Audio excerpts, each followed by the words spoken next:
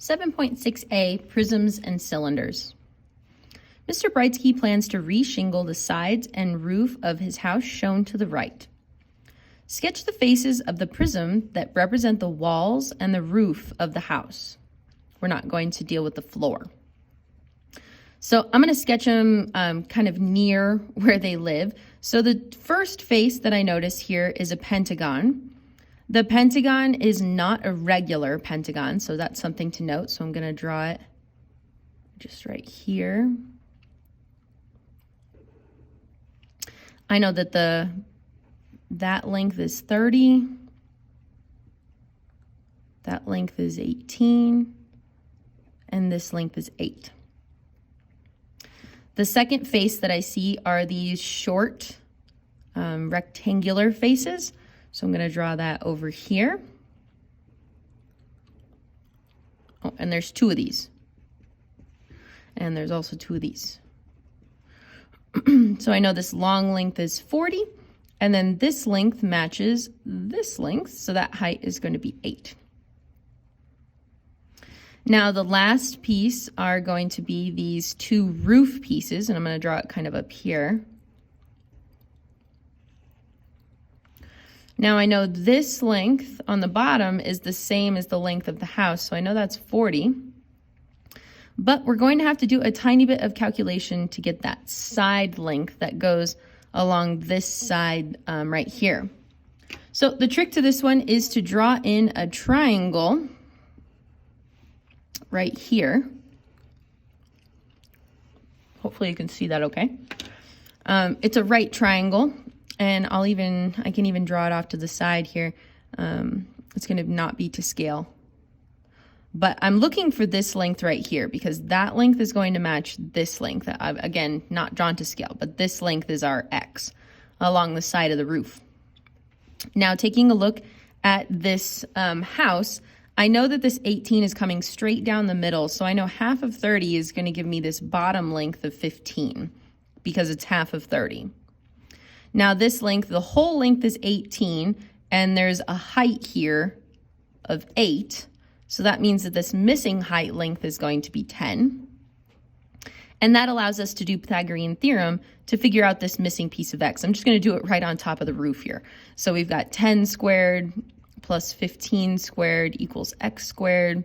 100 plus 225 is going to be 325. So X squared equals 325.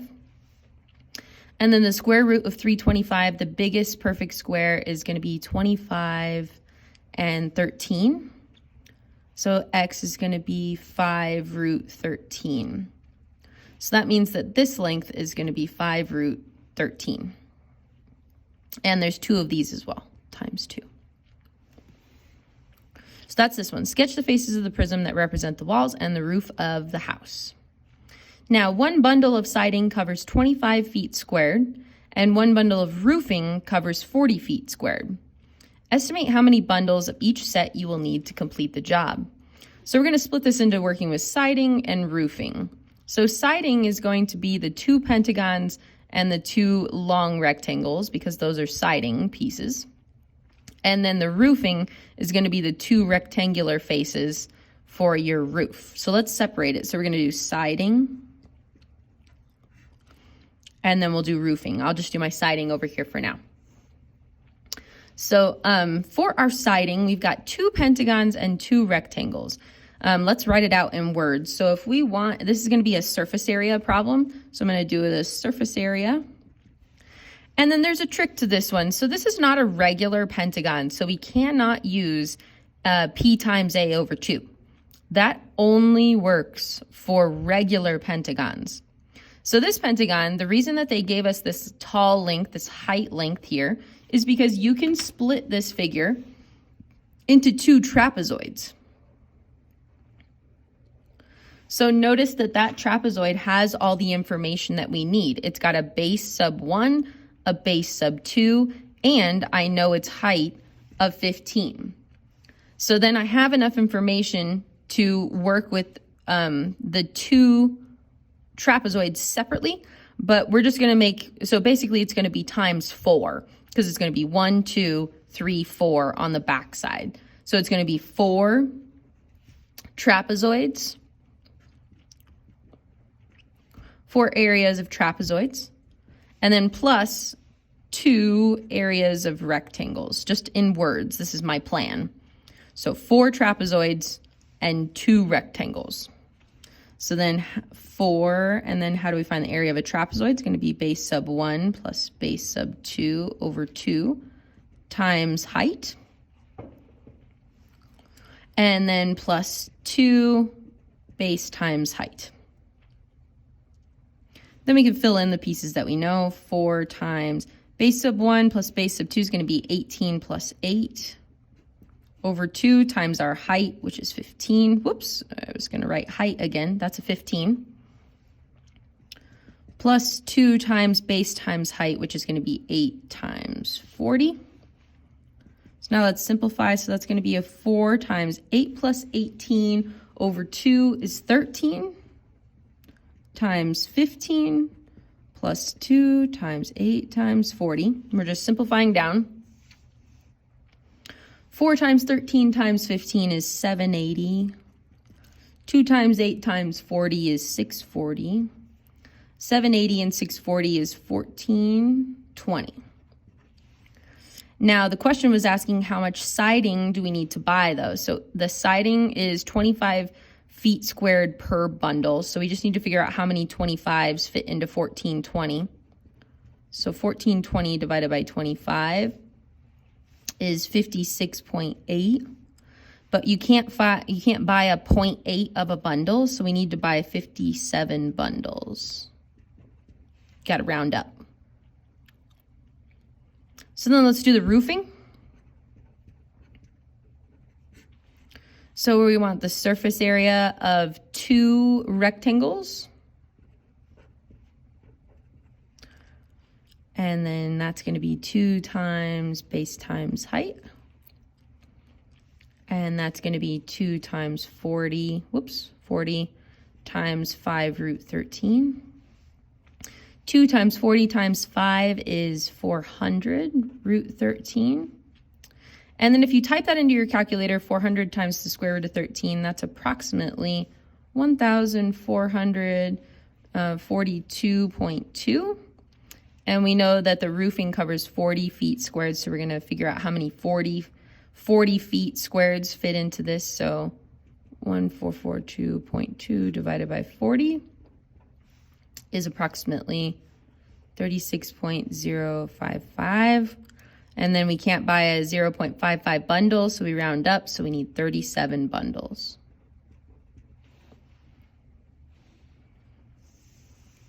Okay, find the area of the regular hexagon. Yay! So if it's a regular hexagon, we know that the area of a hexagon is going to be P times A over 2.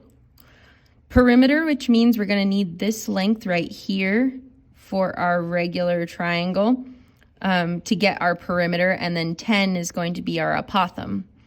So the trick to this one is that if these are equilateral triangles, there's a consistent relationship between the shorter leg of the triangle and the longer leg, or the hypotenuse of the triangle. Recall on a previous example, this length was 20 and this length was 10. If this length was 30, this length would be 15. If this length was 40, this length would be 20. There's a 1/2 or a double relationship between them. So if this side length is x, we can represent the hypotenuse as 2x. And the cool part about this is that you can solve that. So you can do Pythagorean Theorem, x squared plus 10 squared equals 2x squared. I'm going to put the 2x in parentheses. X squared plus 100. And then don't forget that the square applies to both pieces, so that's going to be a 4x squared. Minus x squared. So that's going to be a 100 equals 3x squared. Divided by 3. And it's not going to be beautiful, so we're going to have x squared equals 100 divided by 3. And then when we take the square root of both sides, what you can do is you can take the square root of the numerator by itself and the square root of the denominator by itself. And the square root of 100 is 10 divided by the square root of 3. Now, before we start using this for our perimeter and finish this problem, there's something called rationalizing the radical denominator. We've seen it before, but we're going to do it again. This is all about being polite. It has really nothing to do with the math itself, but 10 over the square root of 3 is impolite. So we would like the square root of 3 to no longer be in the denominator. We'd like it to be a natural number like 2, 3, 10, something nice. So what mathematicians do is they pick what's called a fancy form of 1. The square root of 3 divided by the square root of 3 is a fancy form of 1. This number you always pick to match your denominator. Always match your denominator. So if it was the square root of 5, you would use the square root of 5 over the square root of 5. Or if it was the square root of 7, you would do the square root of 7 over the square root of 7. The reason that that's helpful is that when you do the square root of 3 times the square root of 3, it really becomes the square root of 3 times 3, which is the square root of 9. And the square root of 9 leaves you with just a regular old 3. So this process in the denominator always cancels to the inside value. So if you had the square root of 5 times the square root of 5, it would be a 5. Or if it was the square root of 100 times the square root of 100, it would be 100. In the numerator, it just becomes a 10 root 3, 10 times the square root of 3, and then the square root of 3 times the square root of 3 is just a regular old 3. So this is the number that we'd like to use for our value of x. So x is 10 root 3 over 3. And we can use that to find our perimeter. I think I'll do that work just off to the side here. So our perimeter is going to be 12 of these because that's half of one side. There are 6 sides, so if there's double, 1, 2, 3, 4, 5, 6, 7, 8, 9, 10, 11, 12. So there's 12 10 root 3s over 3s. 12 times 10 is 120. 120 divided by 3 is just 3. So our perimeter is going to be 3 root 3. How nice is that? You can also see it here. So if you did 12 divided by 3, well, let me make sure I did that math right. Hold on. I feel like I messed up there. 12 times 10 is 120 divided by 3 is 40. I knew I did. That's not 3 root 3. I'm so sorry. Just caught myself. 12 times 10 is 120. Again, divided by 3 is 40. So our perimeter is 40 root 3. I'm so sorry. So now we can use that in our area. So we've got 40 root 3 times 10 over 2. So 40 times 10 divided by 2, 400 divided by 2 is 200 root 3.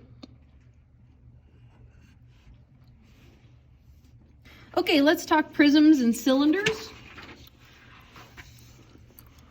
What is a prism? A prism is a 3D figure with 2 congruent faces, and those congruent faces are called bases.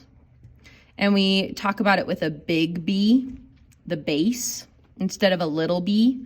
The little b stands for just the base of one of the chunks or one of the rectangular faces that lie in parallel planes. So they have to be opposite of each other, parallel. The other faces are called lateral faces. And those are the rectangles. So imagine you were looking at a pentagonal prism. You would have 2 pentagons and the rest of the side lengths would be rectangles. So all the rectangles corresponding vertices of the bases. All the vertices are connected by segments, and the segments are called edges. The edges connecting the lateral faces are all congruent, called the height of the prism, and you can use a lowercase h in that case because it usually matches whatever you've been talking about. So let's talk about a cylinder. A cylinder is different than a regular prism. This is a prism that has circular bases. It's the only one that has circular bases, so it gets its own category. So a cylinder, we'd like to find the volume and the surface area of our cylinder. So to find the volume, let's draw a picture of a cylinder real quick. So you do the top circular face. Then bring your lateral faces down, curve the front, and dotted line the back. So you can see that that is along the back. So then in the circular faces, you're going to have your radii. So that's going to be your radius. And this is going to be the height of your prism. So to find the volume of a prism, you find the height times the area of one base. So it's going to be the area of a circle times your height. And the area of a circle is pi r squared times height. So r comes from the radius and height comes from the height of the prism. What if you want to find the surface area of this cylinder? So if we unraveled it, you would have one rectangle and two circles. That's not drawn to scale. When you unrolled this length right here comes from the length of the circle around the edge, which we call a circumference. So that length is going to be 2 pi r for our circumference. Here's our radius again. You can pull it from either circle. And then this length right here turns into your height. So to find the surface area of a prism, you need to have your two areas of circles, and then you're going to add that to the area of your rectangle. So then 2 and then pi r squared plus the area of your rectangle is going to be base times height. And in this case, it's going to be your 2 pi r times your height, where the r's are your radius for both of them, and your height is this length, and then this 2 pi r is your circumference. Thank you.